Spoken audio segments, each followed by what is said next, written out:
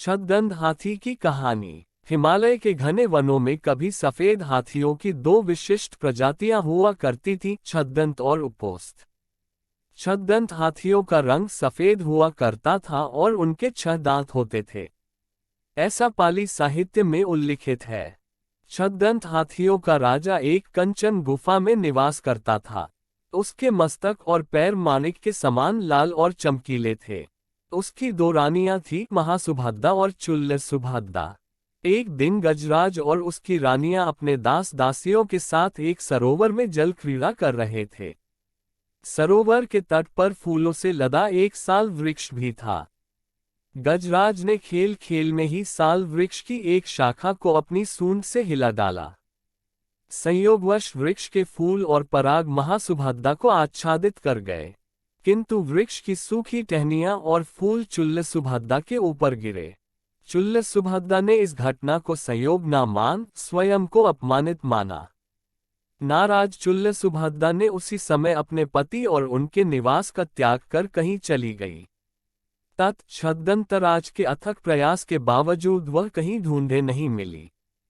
कालांतर में चुल्लसुभद्दा मरकर मद्र राज्य की राजकुमारी बनी और विवाहोपरांत वाराणसी की पटरानी।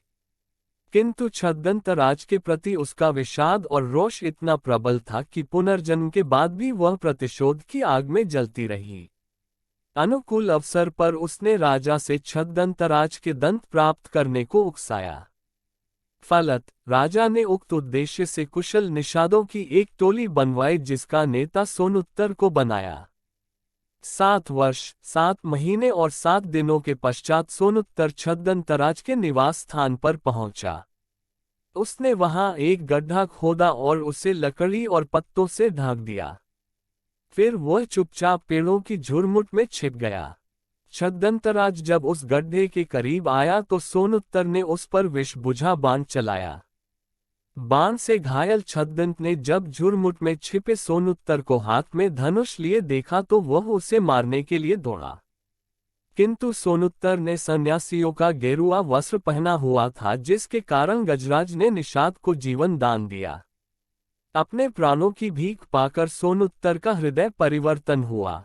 भाव विह्वल सोनुत्तर ने छद्दंत को सारी बातें बताई कि क्यों वह उसके दांतों को प्राप्त करने के उद्देश्य से वहां आया था। चूंकि छद्दंत के मजबूत दांत सोनुत्तर नहीं काट सकता था, इसलिए छद्दंत ने मृत्यु पूर्व स्वयं ही अपनी सूंड से अपने दांत काटकर सोनुत्तर को दे दिए। वाराणसी लौटकर सोनुत्तर ने जब छद्दंत के दांत रानी को दिखलाए तो रानी छद्दंत की मृत्यु के आघात को संभाल न सकी और तत्काल मर गई।